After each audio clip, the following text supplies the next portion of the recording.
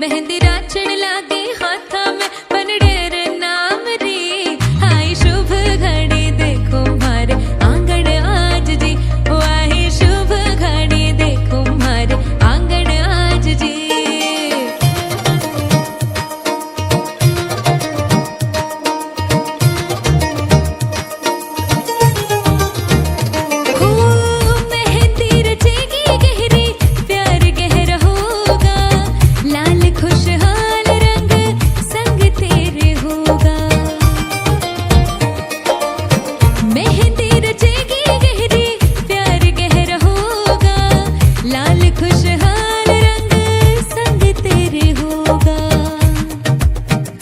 मेहंदी राची है सुरंगी बना थार नाम री। मेहंदी राची है सुरंगी ढोला थार नाम री। आई शुभ घड़ी देखो मारे आंगण आज जी, ओ आई शुभ घड़ी देखो मारे आंगण आज जी। सैया के घर है जाना, जाकर ले आओ पालकी, कर लो गाना बजाना, रुकने ना पाए ढोल की। दिन काटे हैं गिन गिन के, थी लंबी घड़ियां साल की। सजना से अब है मिलना, कोई राह देखे ससुराल की। तेरे हाथों पे कैसी मेहंदी खिली है, रंगों से चाहतों की डोरी बंधी है। नाज़ों पली है मीठी गुड़ की डली है, चमकी चुनरी के नीचे दुल्हन चली है। भाग पिया जब डोरे डाले, मन भागे तोड़ के ताले। पिया जब डोरे डाले, मन तोड़े सब ताले। लड़ गईया गईया लड़ गईया, जब से अखियां लड़ गईया। मिल गईया गईया मिल गईया, दिल की कड़ियां मिल गईया। लड़ गईया गईया लड़ गईया, जब से अखियां लड़ गईया। मिल गईया गईया मिल गईया, दिल की कड़ियां मिल गईया।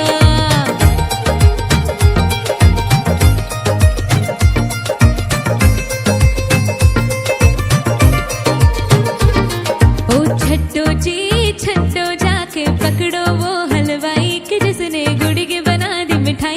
हो सबको बात है ये समझाई, गुड़ नाल इश्क मिठा ओए होए, ओ गुड़ नाल इश्क मिठा आए हाय। ओ रब्बा लगन किसे नू जावे, गुड़ नाल इश्क मिठा। ओ गुड़ी मेरा दिल ले गई आए हाय, ओ गुड़ी मेरी जान ले गई ओए होए। ओ मुझको यार कोई तो बचाए, गुड़ी नाल इश्क मिठा।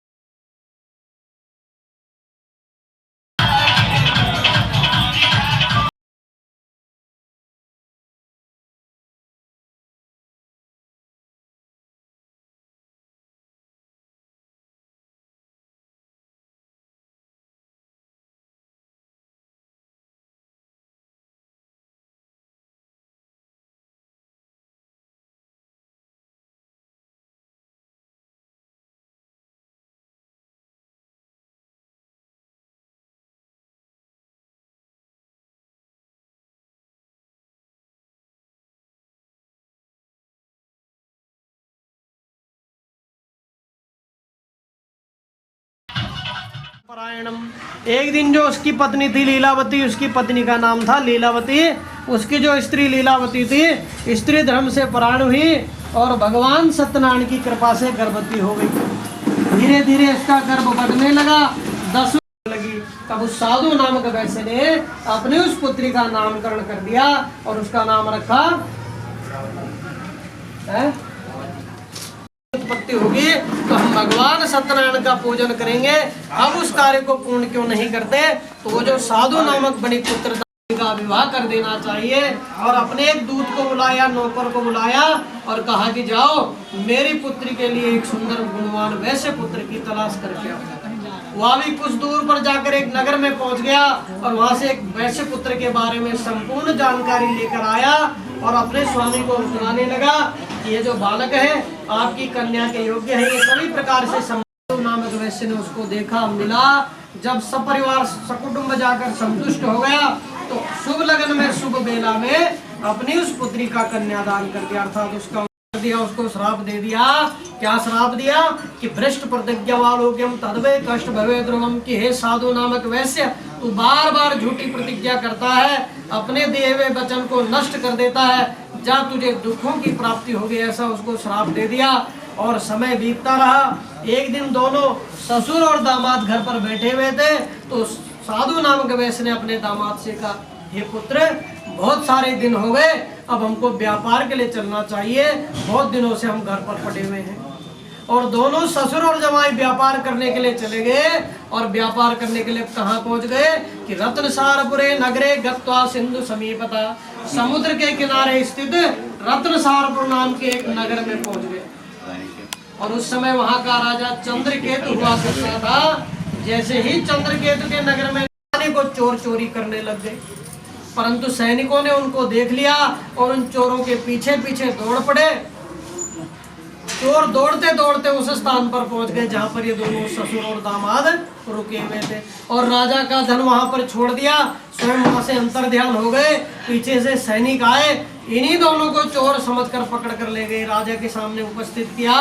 इन्होंने अनेक बार कहा कि हम चोर नहीं हैं, व्यापारी हैं, व्यापार करने के लिए आए हैं, परंतु राजा ने उनकी कोई बात नहीं सुनी और बिना उनसे कोई बातचीत किए हुए उनको कारागार में डाल दिया, जेल में उनको बंद कर दिया। उधर धीरे धीरे घर की स्थिति उनकी जो है विकट होने लगी। घर पर जो धन था वह सब धीरे धीरे समाप्त हो गया। फिर कुछ दिनों के बाद अन्न भी समाप्त हो गया और ऐसी स्थिति उन दोनों स्त्रियों की हो गई कि भिक्षा मांगकर दोनों अपना जीवन यापन करने लगे। फिर कुछ दिनों के बाद उनको भिक्षा की प्राप्ति भी होनी बंद हो गई। तो एक दिन कलावती नाम की जो उसकी बेटी दूसरे गांव में पहुंच गई। जब वहां पर गई तो भोजन के लिए गई, लेकिन वहां क्या देखती है कि एक ब्राह्मण के घर पर भगवान सत्यनारायण का पूजन हो रहा है। तो कलावती वहीं पर बैठ गई। उसने कहा जब कथा होगी, पूजन होगा, प्रसाद ग्रहण करूंगी, भोजन ग्रहण करूंगी। और वहीं पर कथा सुनती रही। जब कथा पूर्ण हुई उसने प्रसाद ग्रहण किया, भोजन ग्रहण किया और अपनी माँ के लिए भी प्रसाद और भोजन लेकर गई। लेकिन कथा सुनते सुनते उसको विलम्ब हो गया, थोड़ा सा रात्रि हो गई। जैसे ही घर पर गई तो उसकी माँ ने कहा, पुत्री रात्रोस्थितम पुत्रम चिंते मनुष्यवर्धितम, कि हे पुत्री इतनी अधिक समय तक तुमको रात्रि में बाहर नहीं रहना चाहिए, मुझे बतलाओ किस कारण से तुम विलम्ब हुई हो। उसने कहा, माता जी ये भगवान सत्यनारायण की कथा का आयोजन चल रहा था, मैं आपके लिए भोग प्रसाद भोजन लेकर आई हूँ। जैसे ही लीलावती ने भगवान सत्यनारायण का प्रसाद ग्रहण किया तो उसको जो है संपूर्ण वृतांत याद आ गया। क्या कि मेरे पति ने भी किसी जमाने में कहा था कि हम भगवान सत्यनारायण का पूजन करेंगे, परंतु आज तक उसको पूर्ण नहीं किया। तो अब क्या किया जाए? बोले हम उस कार्य को पूर्ण करेंगे। तो कहते हैं पत्नी जो है पति के द्वारा यदि कोई धर्म, यदि हम दोनों के पति सही सलामत घर लौट आएंगे और जब वो घर आ जाएंगे फिर हम दोबारा से जो है आपकी कथा का आयोजन करेंगे, आप अपनी कृपा कीजिए। और इस प्रकार जब बार बार जो है भगवान के सामने प्रार्थना करती रही तो दीनानाथ दीनदयाल भगवान प्रसन्न हो गए। और उसी रात्रि को राजा चंद्रकेतु को स्वप्न में दर्शन देते हैं। कौन था राजा चंद्रकेतु? बताओ। जहाँ दोनों गए थे। हाँ देखो ध्यान से सुन रहे। राजा चंद्रकेतु को स्वप्न में दर्शन दिया और कहा कि तुमने जो दो बणिक पुत्र बंदी बना कर रखे वह निर्दोष है, प्रातःकाल ही उनको छोड़ देना, और यदि तुमने उनको नहीं मुक्त किया तो मैं तुम्हारा सारा राज्य नष्ट भ्रष्ट कर दूंगा। चंद्रकेतु उठा, अपने मंत्रियों को बुलाया, सारी बात बतलाई। उन्होंने कहा महाराज, इन दोनों वैश्य पुत्रों के कारण हमारे राज्य पर कोई संकट ना आ जाए, और इतना बड़ा इनका कोई अपराध भी नहीं है, आप इनको बंधन से मुक्त कर दीजिए।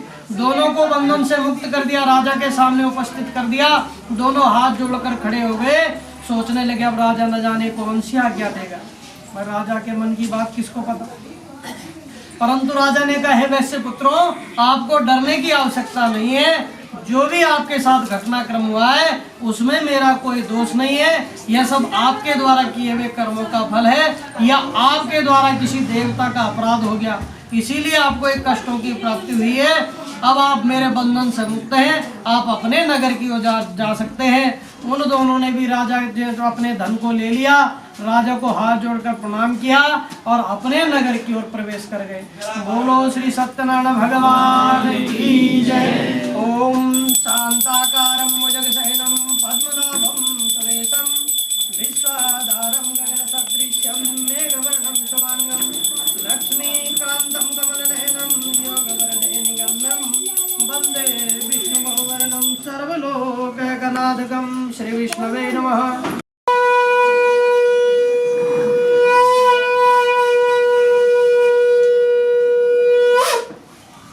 महात्मा का रूप बनाया, एक संत का रूप बनाया, और उसके पास जाकर पूछने लगे, हे वैश्य पुत्र, तो उसने सोचा भाई ये महात्मा की कुछ धन मांगेंगे, तो कहने लगा, कथन प्रत्यक्ष बहुदंडित मुद्रा तेन किमिच्छसि। अरे महाराज, कुछ मुद्रा लेना चाहते हो, लेकिन मेरी नाव में धन आदि कुछ भी नहीं है, मैं तो लता पत्र फूल बेचता हूँ, फूल का व्यापारी हूँ। बार बार जब इस प्रकार से कहने लगे तो भगवान ने कहा, सत्यम भवतु। आया तो जोर जोर से विलाप करता हुआ रोने लगा। तब उसके दामाद ने कहा कि हे पिताजी, मैंने कभी किसी संत के मुख से सुना था कि गतम न सोचामि कृतम न मन्ये। बोले जो समय बीत जाए उसके बारे में कभी विचार नहीं करना चाहिए। कोई भी व्यक्ति, कोई भी देवता, कोई भी ऋषि, कोई भी ब्राह्मण, कोई भी मनुष्य ऐसा उपाय नहीं जानता जो गए हुए समय को बोले वापस ला सके। तो बोले उसको तो छोड़ दो, और कृतम न मन्ये, बोले आगे क्या किया जाए इस बारे में विचार करना चाहिए। तो उसने कहा, पुत्र मेरी तो बुद्धि जो है कुछ कार्य ही नहीं कर रही है, आप ही बताओ हमको क्या करना है। उसने कहा, मेरे दिमाग में एक ही चीज आती है कि हमको उन्हीं महात्मा जी को ढूंढना चाहिए, वही कुछ उपाय बतलाएंगे। और दोनों ससुर और दामाद उनको ढूंढने के लिए चले गए, एक नदी के ऊपर की तरफ, एक नदी के नीचे की तरफ, और चलते रहे। कुछ दूर पर जाकर उस साधु नामक वैश्य ने देखा कि वो संत महात्मा जी आसन लगाकर बैठे हुए, तो दौड़ता हुआ गया और दंडवत उनके चरणों में बिल्कुल प्रणाम करने लगा। कहने लगा, महाराज मुझसे झूठ गलती हो गई, मैंने आपसे असत्य वचन कहा। मेरी नाव में बहुत सारा धन था, लेकिन मैंने सोचा आप कोई मुद्रा मांग लेंगे, धन मांग लेंगे, और इसीलिए मैंने आपसे असत्य वचन कह दिया। बस मुझे क्षमा कर दो। और उनकी स्तुति करने लगा, उनकी प्रशंसा करने लगा कि आप तो संत हैं, महात्मा न जाने क्या क्या कहने लगा। तो वो जो साधु रूपी भगवान थे कहने लगे, अरे दुर्बुद्धि, तुझे जितने भी कष्टों की प्राप्ति आज तक हुई उन सब का कारण तू स्वयं है। बोले परमात्मा किसी को कष्ट नहीं देता, अपने द्वारा किए हुए पाप और पुण्य कर्मों के कारण हम लोगों को कष्टों की प्राप्ति होती है। और हम क्या बोलते हैं, अरे मैं तो बहुत पूजा पाठ, आपकी माया तो ब्रह्मा जी भी नहीं जान पाए। ब्रह्मा जी भी आपकी माया से मोहित हो जाते हैं। कहते हैं एक बार ब्रह्मा जी के मन में आया कि ये जो जिस कमल के ऊपर मैं विराजमान हूँ इसको देखता हूँ कितनी दूर तक है। तो कहते हैं ब्रह्मा जी उसके अंदर चले गए और 5000 वर्ष तक घूमते ही रहे, लेकिन अंत नहीं मिला उसका। तो फिर बोले बाहर आ गए। जब ब्रह्मा जी नहीं माया को समझ पाए तो हम तो खैर कुछ भी नहीं है। तो उसने भी यही कहा कि आपकी माया तो कोई भी नहीं समझ पाता। तो जब बार बार विलाप करता हुआ उनके चरणों में गिर पड़ा, उनके चरण पकड़ लिए, तो भगवान ने कहा जा तेरा कल्याण हो, और वहां से अंतर्ध्यान हो गए। वापस आकर देखा नाव पर धन यथावत रखा हुआ है, बड़ा प्रसन्न हो गया, भगवान की स्तुति करने लगा, अपनी नाव को तैयार किया और अपने नगर की ओर चल दिया। कुछ महीनों के बाद जब अपने नगर के पास पहुंचा तो अपने दामाद को कहा, देखो बेटा हमारी नगरी दिखाई देने लग गई है, अब हमको घर पे सूचना भेज देनी चाहिए। और एक व्यक्ति को कहा कि जाओ हमारे घर पर बोल कर आओ, वो व्यक्ति घर पर गया। लीलावती और कलावती जो उनकी पत्नी और पुत्री थी, वह दोनों उस समय भगवान सत्यनारायण का पूजन कर रही थी। वह जैसे ही उनको सूचना प्राप्त हुई कि हम दोनों के पति आ गए हैं, तो लीलावती ने पूजा समाप्त की और अपने पति के दर्शनों के लिए चली गई और पुत्री को भी कहा कि तुम भी जल्दी से पूजा समाप्त करके अपने पिता और पति को मिलने के लिए जल्दी आ जाओ। और उसकी पुत्री ने भगवान का पूजन पूर्ण किया, परंतु ना तो भगवान प्रसाद ग्रहण किया और अपने पति के दर्शनों के लिए वह भी दौड़ती हुई चली गई। भगवान ने फिर से जो है भगवान रुष्ट हो गए और भगवान ने अपनी माया प्रारंभ की। उस कन्या के पति को नाव सहित धन सहित जला दिया। कलावती आई निज लोकम तत्पति। जब कहते हैं कलावती आई और अपने पति को वहां पर नहीं देखा तो महान शोक से व्याकुल हो गई और रोने लगी, विलाप करने लगी। उसने सोचा मेरा पति समाप्त हो गया। तो बोले जब पति समाप्त हो गया तो मुझे भी सती हो जाना चाहिए। प्राचीन समय में स्त्रियां सती हो जाया करती थी और सती निश्चित रूप से मेरे द्वारा फिर कोई अपराध हुआ है और ये सब भगवान की माया है। फिर से जो है क्षमा प्रार्थना करनी चाहिए। फिर से दंडवत धरती पे लेट गया, बार बार रोने लगा, विलाप करने लगा और कहने लगा बस अंतिम बार मेरे अपराध को क्षमा करो, अब कोई अपराध नहीं करूंगा जीवन में। बार बार जब इस प्रकार से विलाप करने लगा तो दीनानाथ दीनदयाल भगवान तो प्रसन्न रहते ही है। भगवान फिर से प्रसन्न हो गए और आकाशवाणी अब हमको घर चलना चाहिए। और दोनों उसके बाद घर जाकर जो है उन्होंने भगवान सत्यनारायण का पूजन किया। फिर तो प्रत्येक महीने भगवान सत्यनारायण की कथा का अपने घर पर आयोजन करने लगे। उस कथा के प्रभाव से उनके समस्त कष्ट दूर हो गए। धन धान्य से तो परिपूर्ण थे ही, आनंद पूर्वक उस साधु नामक बणिक पुत्र ने अपना जीवन बिताया। और सूत जी कहते हैं जब अंत में उसकी मृत्यु हुई तो वो भी सीधा विष्णु लोक को चला गया। बोलो श्री विष्णु भगवान की।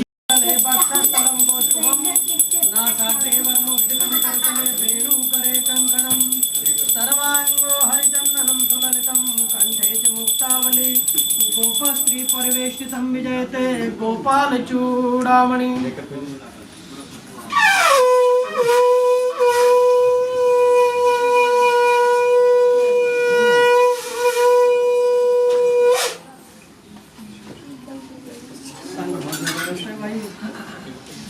मैंने कहा संग बहुत पुराना है, एक दोना रख दिया, परंतु राजा ने उस प्रसाद को ग्रहण नहीं किया। क्यों? बोले ये गरीब भिखारी ये लोग जो है मुझे भोजन कराएंगे, मुझे प्रसाद देंगे, और उस प्रसाद को त्याग दिया। और कहते हैं भगवान उससे भी रुष्ट हो गए। और वो राजा जब अपने नगर में गया तो उसके नगर में अनेक प्रकार के जो है उपद्रव होने लगे। कहीं राज्य में युद्ध होने लगा, कहीं चोरियां होने लगी, कहीं अनेक प्रकार के संकट जब आए तो राजा बड़ा चिंतित हो गया। सोचने लगा मेरे राज्य में क्या हो रहा है। तो एक दिन एकांत में बैठकर विचार किया तो मन में आया कि मुझे उसी स्थान पर जाना चाहिए जहां वो पूजा कर रहे थे। निश्चित रूप से मेरे द्वारा कोई अपराध हुआ है। और वहां पर गया, उनके साथ बैठकर भोजन भी ग्रहण किया, प्रसाद भी ग्रहण किया, क्षमा प्रार्थना की और पूरा विधि विधान उनसे पूछ लिया। कहने लगा भाई मुझे भी बतलाओ, मैं भी अपने राज्य में इस प्रकार कथा का आयोजन कराऊंगा। और उनसे जब पूछ कर आया तो अपने राज्य में कथा का आयोजन किया। सूत जी कहते हैं कि उस कथा के प्रभाव से धीरे धीरे उसके राज्य के संकट दूर होने लगे और आनंद पूर्वक उस राज्य में उस राजा ने अपना जीवन बिताया।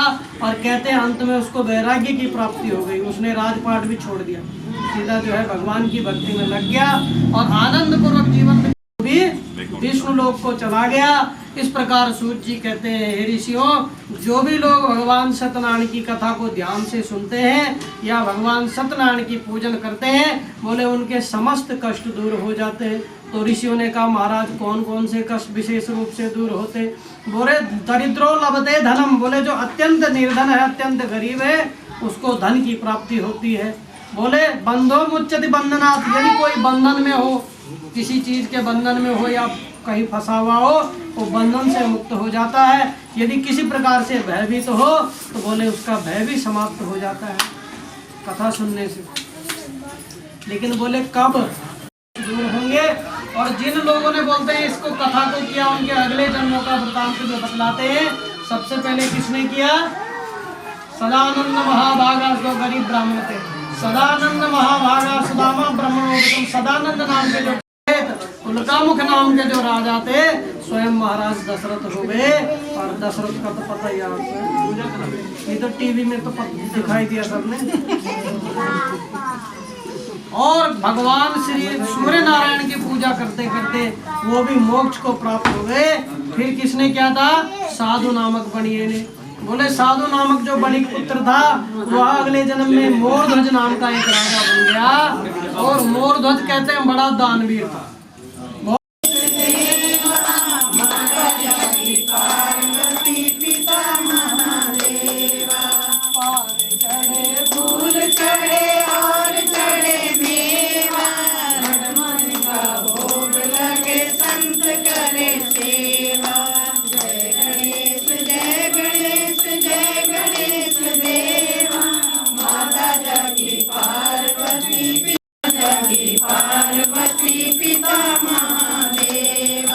गणेश भगवान की जय। ओम जय जगदीश हरे स्वामी जय जगन्नाथ हरे भगवान जय राधे श्याम हरे स्वामी दुख विनसे मन का सुख संपत्ति घर आवे धन संपत्ति घर आवे कष्ट मिटे तन का। ओम जय जगदीश हरे माता पिता तुम मेरे शरण गहूँ मैं जिसकी स्वामी सकीन और न दूजा आस करूँ मैं जिसकी। ओम जय जगदीश हरे पूर्ण परमात्मा तुम अनंत जगदीश हरे तुम करुणा के सागर तुम पालन करता स्वामी तुम रक्षण करता। मैं मूरत कल खामी मैं सेवक प्रभु स्वामी हरे तुम हो एक अगोचर सबके प्राणपति स्वामी सबके प्राणपति। इस विध मिलूं दया मैं कैसे मिलूं दया मैं तुम बंधु दुख हरता ठाकुर तुम मेरे स्वामी रक्षक तुम मेरे अपने हाथ उठाओ अपने शरण लगाओ द्वार पड़ा मैं तेरे आओ पाप हरो देवा स्वामी कष्ट हरो देवा सरदा भक्ति बढ़ाओ सरदा प्रेम बढ़ाओ संतन की सेवा। ओम जय जगदीश हरे तन मन धन सब कुछ है तेरा स्वामी सब कुछ है तेरा तेरा तुझको अर्पण देने का प्रभु को अर्पण क्या लागे मेरा।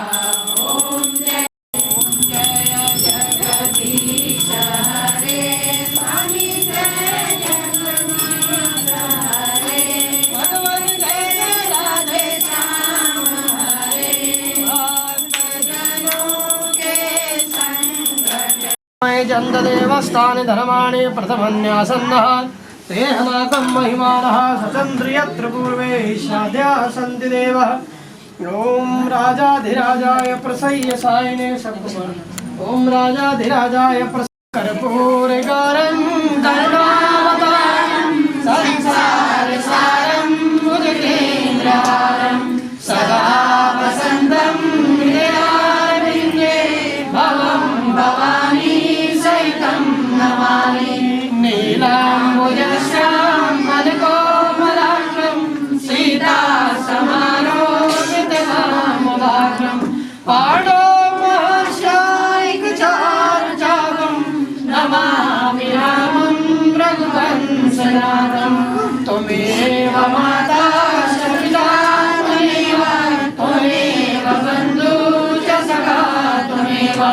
त्वमेव विद्याधरणं त्वमेव त्वमेव सर्वं मम देव देव पापोऽहं पापकर्माहं पापात्मा पापसम्भव त्रायिमां लक्ष्मीनाथं सर्वपापहरो भव नानासुगन्धिपुष्पं गृह्णामि परमेश्वर दिव्यमन्त्रपुष्पाञ्जलिं समर्पयामि बोलो श्री गणेश भगवान की जय जगन्नी जगदम्बा मैया की जय कृष्ण बलदेव की जय उमापति महादेव की जय उमापति रामचंद्र भगवान की जय इष्ट देवता की जय देवता की जय स्थान देवता की जय मित्र देवताओं की सत्य सनातन धर्म की हर हर महा